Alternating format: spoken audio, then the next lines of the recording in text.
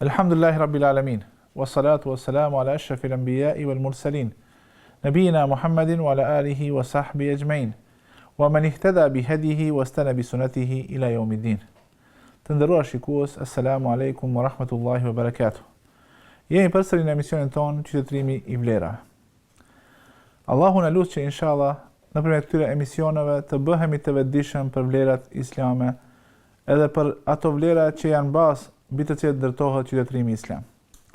Sot do të mundohemi inshallah të fillojmë me shtjellimin e disa çështjeve që janë shumë e rëndësishme. Ato janë do të flasim për bazat mbi të cilat ndërtohet qytetërimi islam, apo cilët janë ato faktor kryesor që mundësojnë ndërtimin e një qytetërimi, që mundësojnë ndërtimin e asaj që konsiderohet si diçka e vlefshme në shoqërinë njerëzore. Nëse e shikojmë historinë e njerëzimit, do të shohim se shumica e qytetërimeve që ashtu emërtohen nga studiuesit janë ngritur në afërsi të burimeve të ujit. Qofshin ato lumen që kanë rrjedhur, apo ndoshta deti i cili ka qenë afër aty, që ka siguruar resursin kryesor për jetën njerëzore, ajo është uji. Po nëse fillojmë edhe e shikojmë qytetërimin islam, do të shohim se ajo është ngritur në një vend, në një rreth, në një situatë ku ky resurs nuk ka qenë aq i pranishëm. Ajo që mundësoi ngritjen e islamit, ajo që mundësoi përhapjen e tij, ajo që mundësoi realizimin e synimeve që ishin të shpalljes kuranore, edhe që ishin të dërgimit të Muhamedit sallallahu alaihi wasallam, do të shohim se resurset kryesore, apo resursi kryesor, ishte shpallja hyjnore. Allahu subhanahu wa ta'ala, prandaj në Kur'an e përmend shpirtin që ja dha Muhamedit sallallahu alaihi wasallam. Kedhalika uhayna ilayka ruhan min amrina. Ashtu ne ty ta shpallëm shpirtin, ajo që jep jetë një njeriu, që jep jetë një shoqërie, që jep jetë një bashkësie, që jep jetë një qytetërimi. Ajo shpallja hyjnore, libri që Allahu xhaleshanuhu ja shpalli Muhamedit sallallahu alaihi wasallam.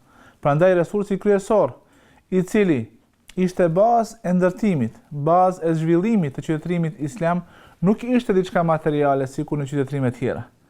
Përkundrazi ishte kjo shpallje, ruhan min amrina, do të thonë shpirti që Allahu e shpalli dhe të cilin disa komentues e quajnë se është mëshira e Allahu xhaleshanu, disa tjerë thonë se kjo është shpallja hyjnore me të cilën gjallërojnë njerëzit, me të cilat gjallërojnë edhe jetojnë jetën e vërtetë shoqëritë dhe mbi të cilin ndërtohen vlerat pozitive, gjithashtu ndërtohet edhe një bashkësi dhe një qytetërim me të cilin ne sot krenohemi. Prandaj në vazhdim Allahu xhaleshanu thotë: "Ma kunta tadri mal kitabu wala al iman."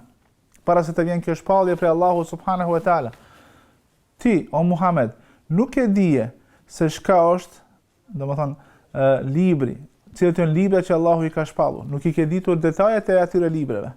E as që i ke ditur detajet e besimit me të cilën kanë ardhur pejgamberet para te. Walakin ja'alnahu nura, por ne e bëm këtë libër dritë, nehdi bihi man nasha'u min ibadina.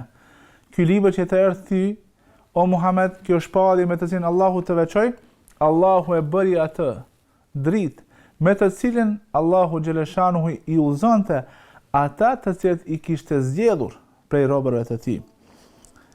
Wa innaka latahdi ila siratin mustaqim, dhe ti o Muhammed e ke një veçori, ajo se Allahu ta ka mundësuar ty që të bëhesh udhëzues i njerëzve. Domethënë ai i cili i orienton njerëzit drejt asaj e cila është e mirë për të, drejt asaj e cila është e dobishme për të, drejt asaj e cila është rrugë e jetës së mirë në këtë botë dhe rrugë e lumturisë së përhershme në ahiret. Prandaj Allahu subhanahu wa taala i dha Muhamedit sallallahu alaihi wasallam argumente bindëse me të cilat ai i orientonte njerëzit drejt asaj e cila është e mirë dhe e dobishme për ta. Edhe pse udhëzimi përfundimtar, udhëzimi i cili është udhëzimi i zemrës, udhëzimi me të cilin njeriu e pranon edhe mundohet që të ruan imanin e tij dhe mundohet që të vepron ashtu siç e ka caktuar Allahu subhanahu wa taala me parimet e tij dhe me rregullat e tij, ai udhëzim vjen vetëm prej Allahu subhanahu wa taala. Ndërsa ajo që është në dorë të Muhamedit sallallahu alaihi wasallam dhe ajo që është në dorë të dietarëve, ajo që është në dorë të thirrësve, është që ne të mundohemi me argumente të përshtatshme, bindese, të mundohemi të orientojmë njerëzit drejt asaj që është e mirë dhe dobishme për ta në këtë botë dhe në botën tjetër. Prandaj Allahu thot për Muhamedit sallallahu alaihi wasallam: "Wa innaka latahdi ila siratin mustaqim", ti ai që i udhëzon njerëzit, që i drejton drejt rrugës së drejtë, siratillahi alladhi lahu ma fi samawati wa ma fi al-ard, në rrugën e Allahut, i cili është sunduesi apo poseduesi i asaj që është në qiell dhe asaj që është në tokë. Ala ila Allahi tasirul umur, gjithsesi se çdo gjë do t'i kthehet Allahut subhanahu wa taala. Prandaj, fillimi i ndërtimit të qytetërimit islam ishte shpallja hyjnore, të cilën Allahu xhaleshanuhu e bëri dritë, e cila e ndriçonte rrugën, e ndriçonte mënyrën se si duhet të ecin njerëzit në këtë botë. Edhe e caktonte mënyrën se si njeriu duhet ta zbaton rolin e tij kryesor, detyrën e tij kryesore në këtë botë, ajo është të jetë robi i Allahut subhanahu wa taala. Prandaj jam mundësoj edhe Muhamedi sallallahu alaihi wasallam me këtë libër dhe me shpalljen tjetër me sunetin që i dha Muhamedi sallallahu alaihi wasallam që ti udhëzon njerëzit drejt asaj që është në rrugë, dhe në fund thot Allahu xhaleshanu se çdo gjë që është në këtë botë është në sundimin apo në Allahu është poseduesi i atyre gjërave dhe tek ai do të kthehet çdo çështje.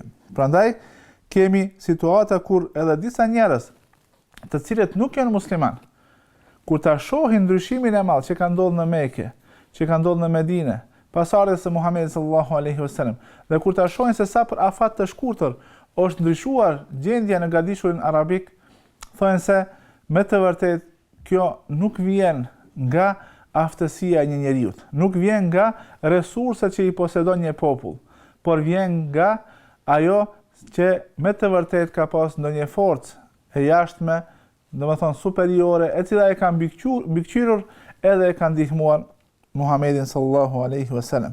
Prandaj një prej tyre është edhe George Bush, gjyshi, i cili ka qenë profesor i historisë së religioneve. Gjithashtu edhe ka qenë njohës i mirë i gjuhës hebraike, domethënë gjuhës hebre.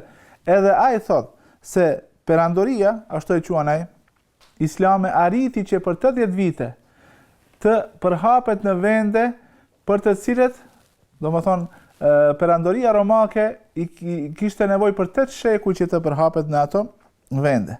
Krahas kësaj përhapje ushtarake, edhe krahas këtij zgjerimi shtetëror, thot ajo që e dallon këtë periudhë, këtë fazë të ekzistimit të umetit islam, domethënë pasuesit e Muhamedit sallallahu alaihi wasallam, është fakti se ka arritur të përhapet feja, edhe të rrënjëzohet thellë në bindjet e njerëzve.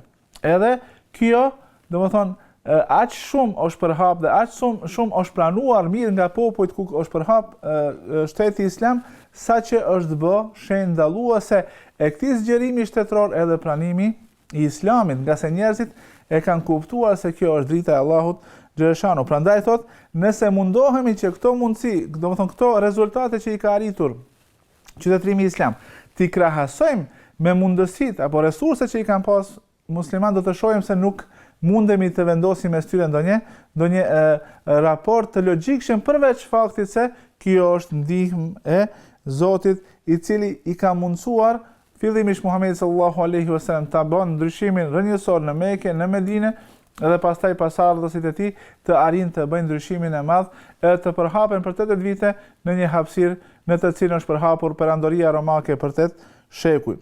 Prandaj kjo është një argument i cili flet qartë se muslimanët kanë pas qytetërim i cili jo vetëm se është përhapur në mënyrë mekanike, por ka qenë i përhapur edhe me anë të parimeve, vlerave, idealeve që i ka përhapur, edhe ka arritur në suksese shumë të mëdha që vërtetojnë se aty ka qenë ndihma e Allahut xhaleshanuhu, për shkak se njerëzit kanë qenë të bindur dhe kanë qenë pasues të denj edhe në çdo mënyrë të mundshme i kanë zbatuar parimet e fesë islame. Prandaj Nëse dëshirojmë që ti tregojmë se cilat janë faktorët që kanë ndikuar, apo cilat kanë qenë shtyllat mbi të cilat është ndërtuar edhe është përhap kjo perandori islame, do të shohim se elementi i parë ka qenë feja e saktë, feja e vërtetë. Feja e cila nuk është diçka e re, e cila është vazhdimsi e pejgamberëve që i ka dërguar Allahu subhanahu wa ta'ala. Vazhdimsi e pejgamberëve të cilët i ka dërguar Allahu subhanahu wa ta'ala, që fillojnë, domethënë prej kohës së Ademit alayhis salam, të cilët Allahu xhaleshani i ka dërguar shpallë, pastaj pejgamberi i parë që është ballafaquar me mos mirënjohje dhe me mohuesit e është Nuhi alayhis salam deri te Muhamedi sallallahu alaihi wasallam. Është fe e cila e vendos njeriu në pozitën e tij të duhur në këtë gjithësi. Domethënë ai është ai që udhëheq me këtë botë që Allahu xhaleshanu ja ka nënshtruar, por në të njëjtën kohë ai është ai i cili duhet në mënyrë praktike, me bindjet e tij dhe me veprat e tij ta shpreh nënshtrimin e tij ndaj Allahut subhanahu wa taala. Gjithashtu është njeriu i cili nuk është vetëm një individ, një njësi e cila jeton pavarur nga shoqëria, por është një individ i cili bashkohet në një bashkësi me të cilën arrihen qëllimet e shpalljes hyjnore, ajo është që njerëzit të zbatojnë ligjin e Allahu xhaleshanu, të zbatojnë porositë hyjnore në jetën e tyre individuale dhe në jetën e tyre shoqërore. Prandaj gjithashtu ajo që e dallon këtë fe ose se e drejton njeriu, ne do të flasim pak më vonë për metodologjinë shkencore që e ka promovuar dhe që e ka instaluar Islami, domethënë gjithashtu i siguron njeriu këtë çështje që të sigurohet një metodologji e shëndosh e cila e udhëzon njeriu që të shfrytëzon mjetet e duhura që janë të lejuara, sepse në Islam nuk ekziston parimi se qëllimi i arsyeton mjetet, por përkundrazi Islami i vendos synimet, qëllimet dhe në të njëjtën kohë të udhëzon drejt metodologjisë së shëndosh se si të arrihen ato qëllime dhe në të njëjtën kohë të udhëzon drejt mjeteve që janë legjitime dhe të lejuara për arritjen e atyre qëllimeve. Prandaj feja si bazë ka qenë esenca e zhvillimit të këtij qytetërimi dhe të kësaj shoqërie e cila për një kohë aq të shkurtër ka arritur në rezultate shumë të mëdha. Gjithashtu, baza e dytë është njohuritë e sakta apo dituritë e sakta me të cilët njerëzit arrin të kuptojnë gjërat e panjohura. Nuk ka mundësi të zhvillohet një shoqëri, nuk ka mundësi që të jetohet një jetë normale, domethënë nëse në atë shoqëri nuk promovohet dituria, nuk promovohet hulumtimi, nuk promovohet ndjekja e rrugës apo metodologjisë së shëndosh në njohjen e botës. Prandaj Islami është ai i cili e ka promovuar këtë. Edhe fillimisht ka dhënë informata të shumta dhe të nevojshme për njeriu që kanë të bëjnë me botën e padukshme, për Allahun, për melekët e tij, për pejgamberët. Ka dhënë informata për disa periudha nga historia njerëzore. Në të njëjtën kohë i ka nxitur njerëzit që të mendojnë, që të studiojnë.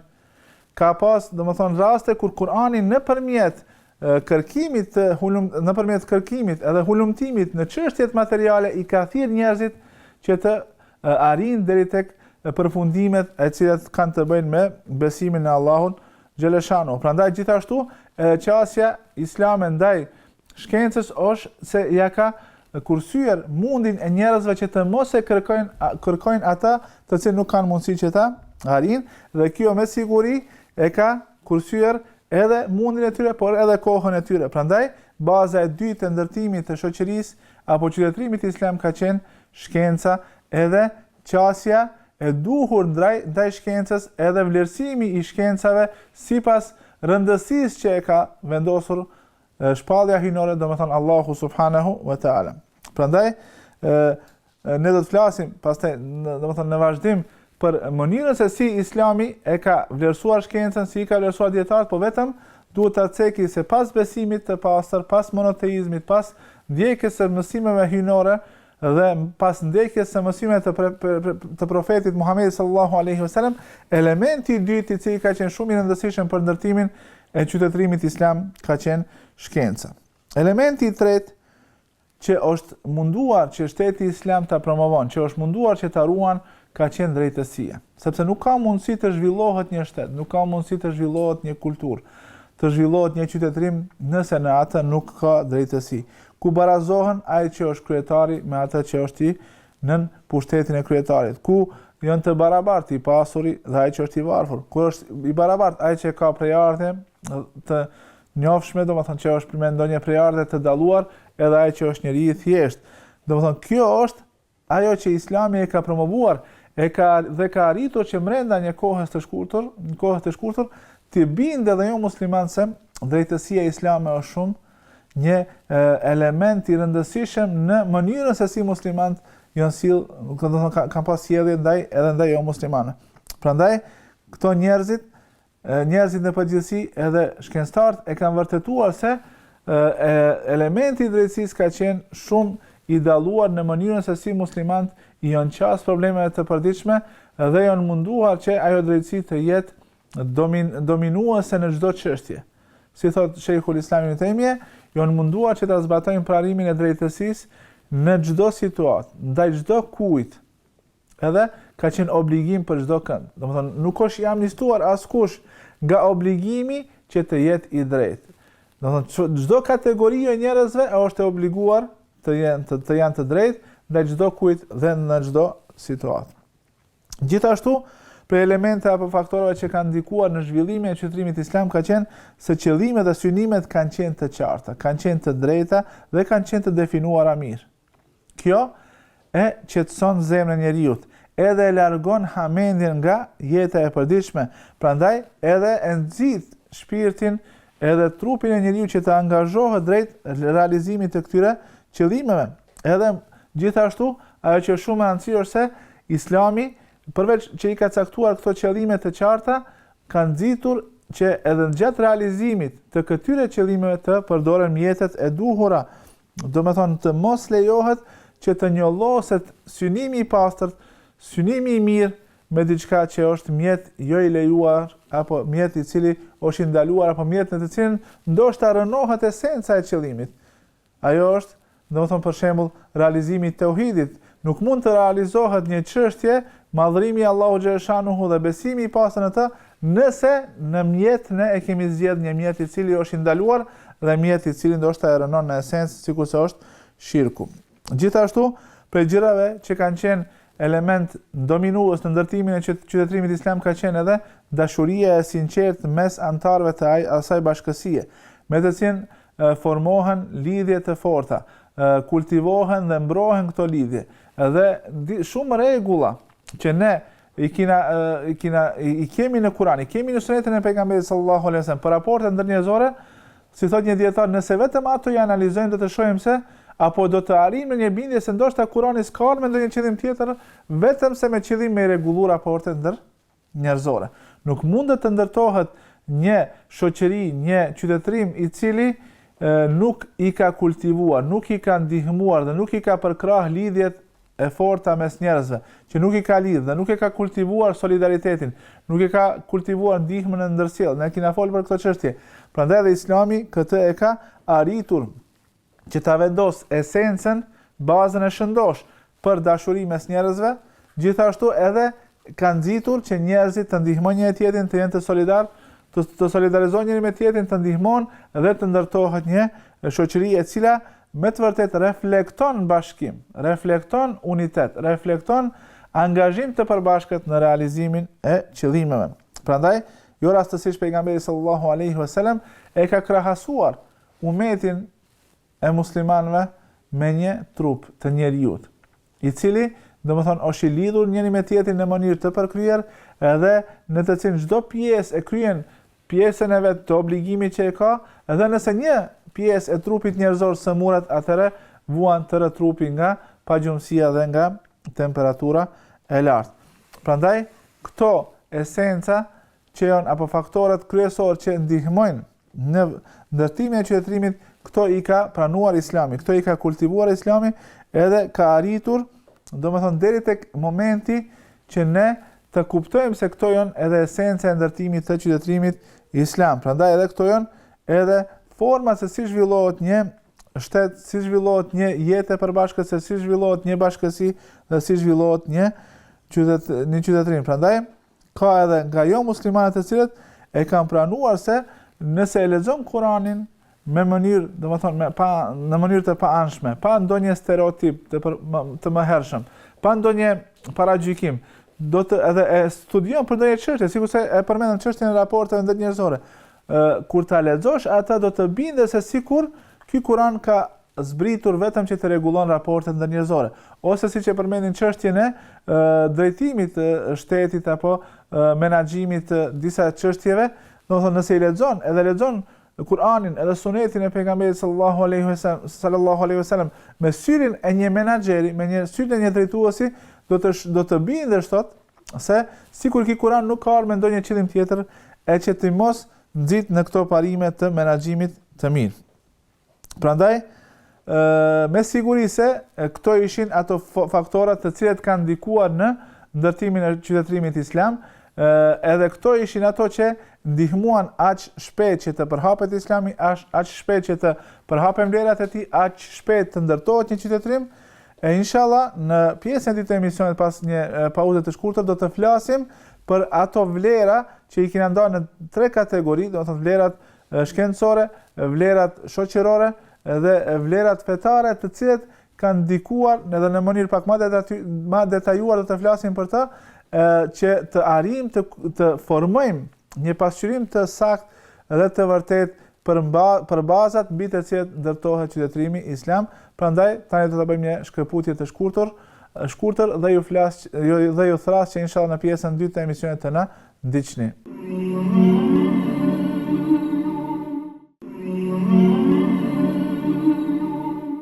Kthehemi përsëri në emision. Ishim duke folur për shtyllat mbi të cilat ndërtohet qytetërimi islam. Dhe i përmendëm disa elemente kryesore që kanë ndikuar apo kanë qenë boshti i zhvillimit të qytetërimit islam dhe i përhapjes së qytetërimit islam. Tani do të fillojmë në mënyrë pak më të hollësishme të flasim për disa faktorë që ndikojnë në zhvillimin apo në ndërtimin e këtij qytetërimi të cilin ne e quajmë qytetërimi i vlerave. Dhe thamë se ato t'i ndajmë në 3 kategori. Vlerat shkencore apo boshti shkencor i cili është i rëndësishëm për ndërtimin e një shoqërie, do të flasim pastaj për aspektin shoqëror i cili është gjithashtu i rëndësishëm apo cilat elemente ndihmojnë që jeta shoqërore të zhvillohet në mënyrë të duhur, gjithashtu edhe i treti do të jetë boshti ku do të flasim për parimet fetare të cilat ndihmojnë në ndërtimin e qytetërimit islam. Do të fillojmë fillimisht me diturinë. Kjo fe madhështore është me të vërtet fe e diturisë. Edhe po ta kishim pyetur ndonjë njeri i cili nuk është musliman, por i cili pa paragjykime dhe me sinqeritet e ka studiuar islamin, do të na vërteton pohimin ton se islami është fe e diturisë, e cila e ka nxitur kërkimin e diturisë, i ka lavdruar ata që dallon me dituri, i ka bërë klasifikimin e njohurive sipas rëndësisë, gjithashtu edhe është ajo e cila ka vendosur një metodologji shumë të qartë edhe shumë të mirë për mënyrën se si ne duhet ta kërkojmë diturinë. Prandaj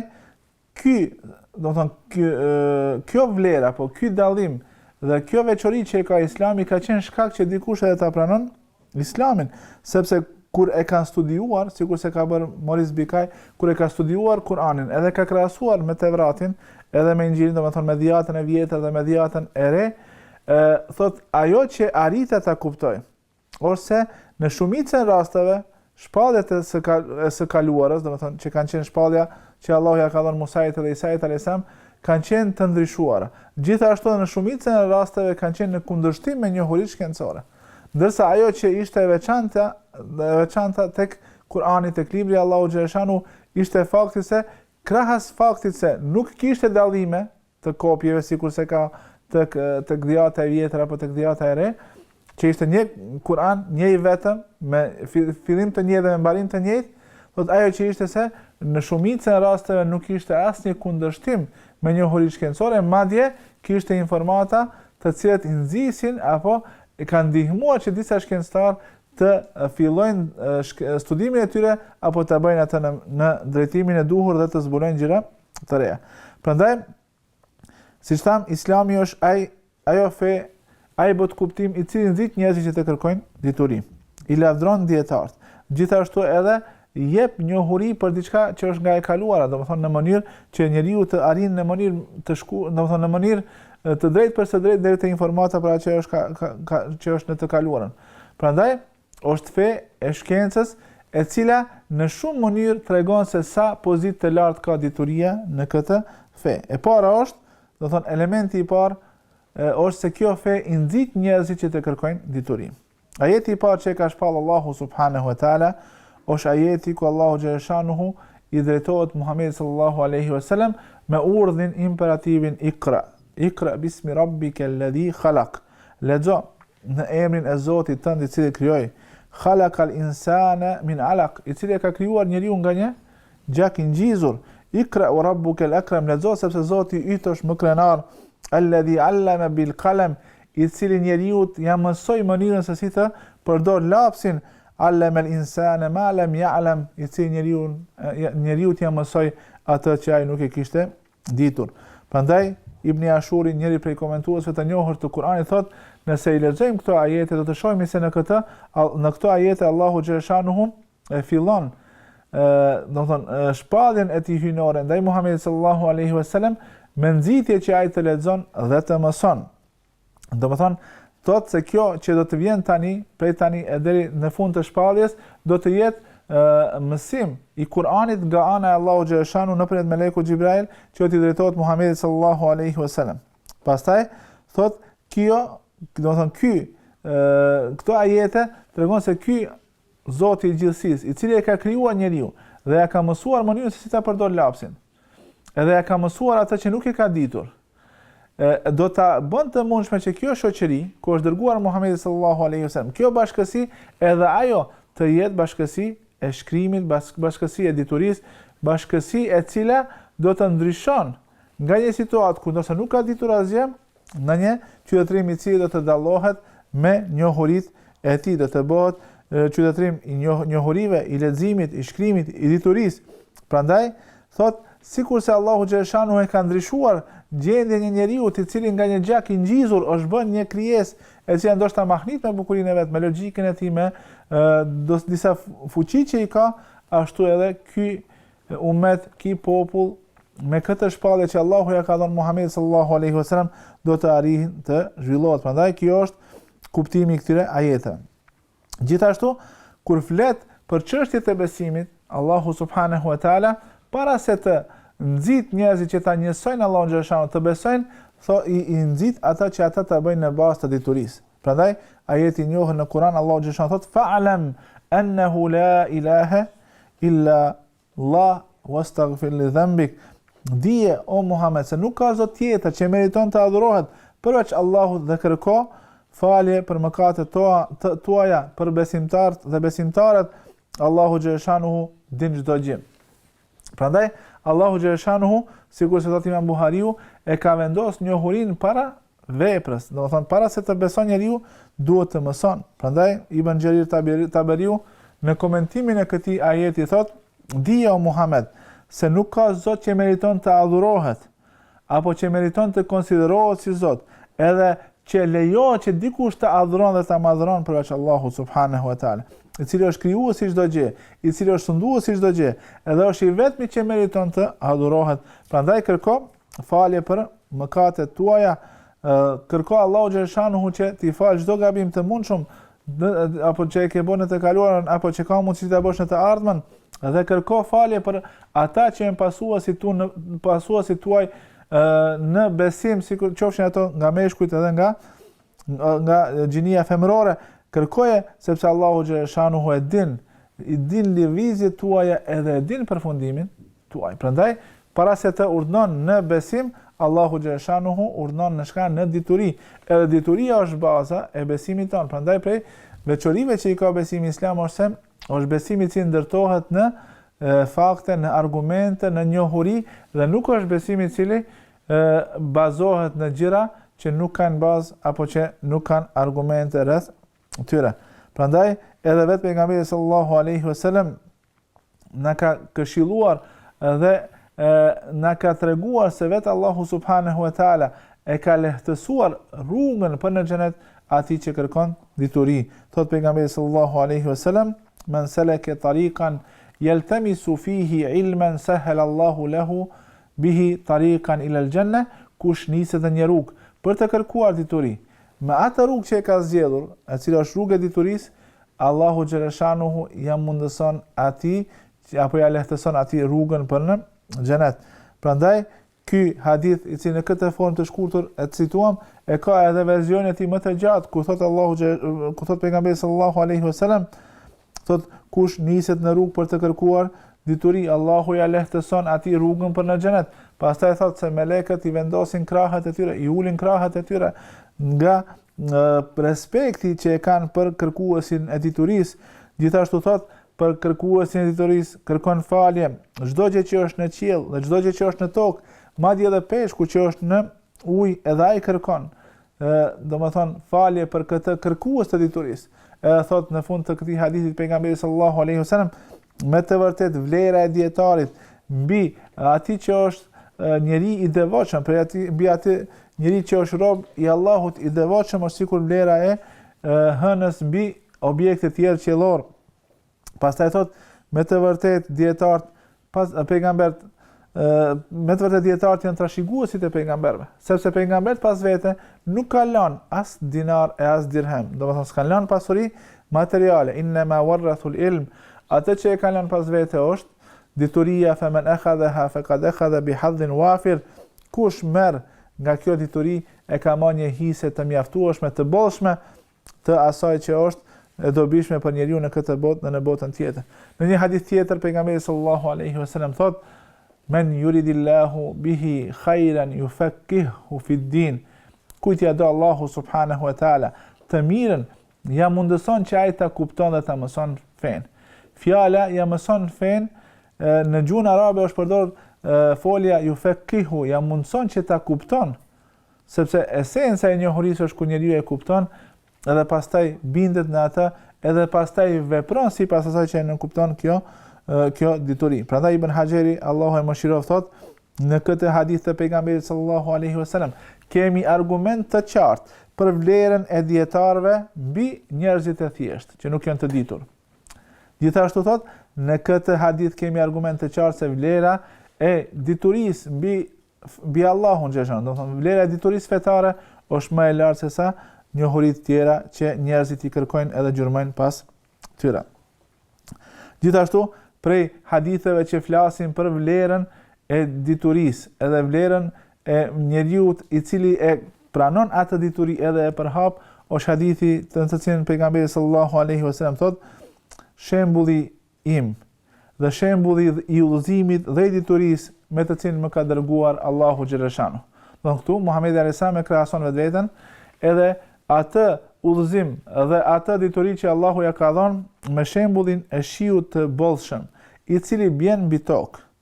Edhe prej tokës ka një lloj i cili e pranon ujin, e thith atë, edhe mundson që të del mbar, edhe të del, domethënë të dalin bimë të ndryshme, domethënë gjallërohet toka pasi që bjen shiu në të. Kjo është një lloj i tokës mbi të cilin bjen ky shi i bollshëm. Lloji i dytë është lloji i tokës e cila është e fortë, e cila nuk e thith ujin, por e mban në sipërfaqe. Kjo është lloji i dytë. Edhe pse ajo tokë nuk e ka thithur ujin dhe nuk i ka dhënë frytet e saj, mjafton që njerëzit edhe kafshët të vinë dhe tek ajo tokë edhe të marrin nga ai ujë për nevojat e tyre, ndërsa lloji i tretë apo lloji i tretë, ai që është më pak, domethënë më pak i dobishëm, apo ai që është plotësisht i padobishëm, është shembulli i tokës i cili domethënë nuk e thith ujin as që e mban në sipërfaqe, ashtu që nuk përfiton as toka që të nxjerr frytet e saj, e as që përfitojnë njerëzit. Prandaj thot, kjo është shembulli i njerëzve të cilët e kanë marrë. Dikush e ka marrë, ka përfituar, gjithashtu nga nxjerr frytet e tij, edhe kanë përfituar njerëz të tjerë. Edhe kjo është shkalla më e lartë. Ka përfituar vet, ka mësuar, e ka zbatuar atë që e ka mësuar në jetën e tij dhe u ka mësuar të tjerëve. Ndërsa kategoria e dytë është njeriu i cili ndoshta nuk ka përfituar vet, por u ka bërë të mundshme të tjerëve që të përfitojnë. Prandaj rastësisht pejgamberi sallallahu alaihi wasallam thot: "Belligu anni walau aya", kumtoni prej mua qoftë edhe një ajet, sepse ndoshta ai të cilët ja kumtoni atë fjalë e kupton më mirë se sa ju. Do të thonë e pranon, i bën më shumë dobi se sa juve. Ndërsa kategoria e tretë është ata të cilët janë larg, do të thonë çdo përfitimi, as vetë nuk përfitojnë, as që u amundsojnë të tjerëve që të përfitojnë. Allahu inshallah na ruan që të mos jemi në këtë kategori. Gjithashtu, aspekti i dytë se si Islami e ka vlerësuar diturinë është me pozitën që e kanë dietarët në botkuptimin e muslimanëve, në botkuptimin që e ka vendosur feja islame e bazuar mbi shpalljen, mbi Kur'anin e Allahut dhe mbi sunetin e pejgamberit sallallahu alaihi wasallam. Ndoshta ajeti më madhështor që e tregon këtë është ajeti i dëshmisë. Ajeti ku Allahu xhaleshanuhu krahas vetvetes si dëshmitar për njësinë e tij, për domethënë se faktin se është vetëm një Zot, i cili meriton Allahu të adhurohet, domethënë Allahu xhaleshanuhu si dëshmitar i ka përmendur melekët e tij edhe njerëzit e ditur. Allahu në Kur'an thot: "Shahidallahu annahu la ilaha illa huwa wal malaikatu wa ulul ilmi qa'iman bil qist." Dëshmon Allahu xhaleshanuhu se nuk ka Zot tjetër që meriton të adhurohet, që është i vetmi Zot. Dëshmon vetë Allahu xhaleshanuhu dhe dëshmojnë, domethënë melekët e tij, ato krijesa që Allahu i ka krijuar, që asnjëherë nuk bëjnë mëkatin dhe Allahu xhaleshanuhu, që i nënshtrohen Allahu subhanahu wa taala. Dhe dietarët të cilët janë kapur fort për drejtësinë. La ilaha illa huwa al-azizul hakim. Nuk ka Zot tjetër përveç Allahut, i cili është i fuqishmi edhe i urtë, pastaj thot inna dina inda Allahi al-islam. Nëse vetmja fe e cila është e pranuar tek Allahu xhaleshanuhu është Islami. Wa ma ikhtalafa alladhina utul kitaba illa min ba'di ma ja'ahumul ilmu baghyan bainahum. Dhe nuk u pënçan ata të cilët e kishin librin para Kur'anit, përveç në atë moment kur ju erdhi dituria dhe për shkak të armiqësisë njëri me tjetrin filluan të përçahen bainahum wa man yakfur bi ayati llahi fa inna Allaha sariul hisab. E kush i mohon apo shpreh mosbesim ndaj argumenteve të Allahu xhaleshanuhu, le ta di se Allahu xhaleshanuhu është ai i cili do t'i llogarit ata shpejt. Prandaj Allahu xhaleshanuhu e ka dëshmuar se është i vetmi Zot dhe dëshmisë e tij i ka bashkangjitur edhe melekët e tij, dëshminë e melekëve edhe dëshminë e dietarëve. Prandaj Ibn Kathiri thot, Allahu xhaleshanuhu dëshmon dhe mjafton ai si dëshmitar, se edhe është ai dëshmitar i cili është mbi çdo dëshmitar, se nuk ka Zot tjetër përveç Allahu xhaleshanuhu, i cili është i vetmi që meriton të adhurohet, edhe askush tjetër nuk meriton të adhurohet përveç Allahut subhanahu wa taala. Edhe çdo kush duhet i nënshtrohet, edhe është robi i Allahut subhanahu wa taala. Në çdo kush ka nevojë për Allahun xhaleshanuhu. Prandaj Allahu xhaleshanuhu është ai i cili dëshmon. Pastaj dëshmojnë melekët e Allahu xhaleshanuhu dhe të diturit. Edhe kjo është thot një veçori, një dallim me të cilin i ka dalluar Allahu xhaleshanuhu edhe melekët, edhe dietarët dhe i ka ngritur në pozitën e tij më të lartë. Prandaj Ibn Kaimi nga ky ajet nxjerr disa veçori që me të cilin Allahu i ka veçuar ata që janë të diturit. Ne flasim për pozitën e diturisë në botkuptimin islam, si bazë e zhvillimit dhe ndërtimit të qytetërimit islam. Prandaj edhe dietarët janë ato që kanë vlerën e tyre. Prandaj thot Ibn Kaimi, Allahu xhaleshanuhu, domethënë ka përmendur dëshminë e dietarëve për një çështje e cila është esenca e çdo gjë që ekziston. Domethënë Allahu xhaleshanuhu çdo gjë ka krijuar, edhe njeriu e ka krijuar që ta vërteton dëshminë se Allahu është i vetmi Zot që meriton të adhurohet. Prandaj kjo tregon se Allahu i ka dalluar këtë kategori të njerëzve edhe i ka përmendur sikur argument. Prandaj ky ajet, nëse domethënë mundemi ta përdorim sikur argument, pse ne dëshmojmë se nuk ka Zot tjetër përveç Allahut, se dëshmon Allahu, se dëshmojnë melek, edhe sepse këtë e dëshmojnë dietarët. Gjithashtu, thotë këtu Allahu xhaleshanuhu e ka treguar se dietarët e vërtet janë ata të cilët janë të drejtë, sepse Allahu xhaleshanuhu nuk e pranon e as që e përmend dëshminë e dikujt që nuk është i drejtë, edhe që nuk është i besueshëm.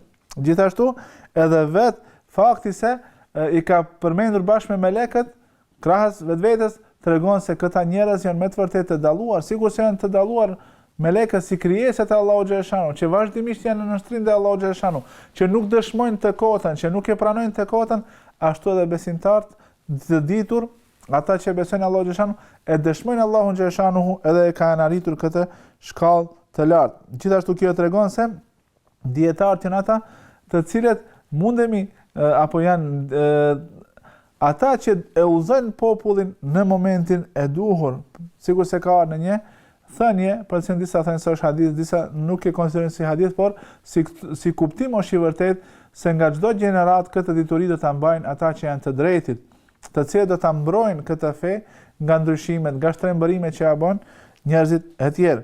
Prandaj, edhe vetë fakti se Allahu kur e ka përmend dëshminë e tij, edhe ka përdorur vetëm një herë fjalën dëshmoj.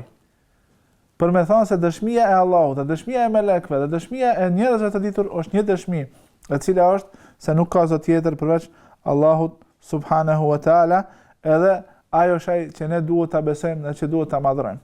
Prandaj këto fakte që i përmendëm flasin për pozitën e dietarëve, për faktin se Allahu i ka marrë si dëshmitar, edhe tregojnë se sa pozitë të lartë gëzojnë dietarët në shoqërinë islame, në jetën e muslimanëve dhe si ata janë ngritur në një pozitë të lartë. Gjithashtu pra ajeteve që flasin për këtë çështje, është ajeti me cilin inshallah ta përfundojmë këtë emision, është ku Allahu xhaleshan thotë yarfa'illahu alladhina amanu minkum walladhina utul ilma darajat. Allahu xhaleshanuhu i ngrit ata të cilët kanë besuar nga mes juaj. Domethënë çështja kryesore dhe parimore është besimi. Ajo është kriteri esencial për besimin e njerëzve. Ndërsa pas atyre që janë besimtar, në gradë të lartë i ka ngritur njerëzit e ditur, Allahu xhaleshanu i ka dalluar. Do thonë Allahu xhaleshanu i ka, prandaj thot wallahu bima ta'maluna khabir, Allahu shumë mirë dhe shumë në hollësi është i njohuar, i njoftuar me ata që ju e veproni. Allahu na lut që të na mundson që të përfitojmë dhe të mësojmë dituri të dobishme, dhe na mundson që inshallah të jemi prej dietarëve, të cilët të dëshmojnë të vërtetën, e përhapin të vërtetën, edhe veprojnë sipas të vërtetës. Deri në takimin tonë të ardhshëm, ju përshëndes. Assalamu alaikum wa rahmatullahi wa barakatuh.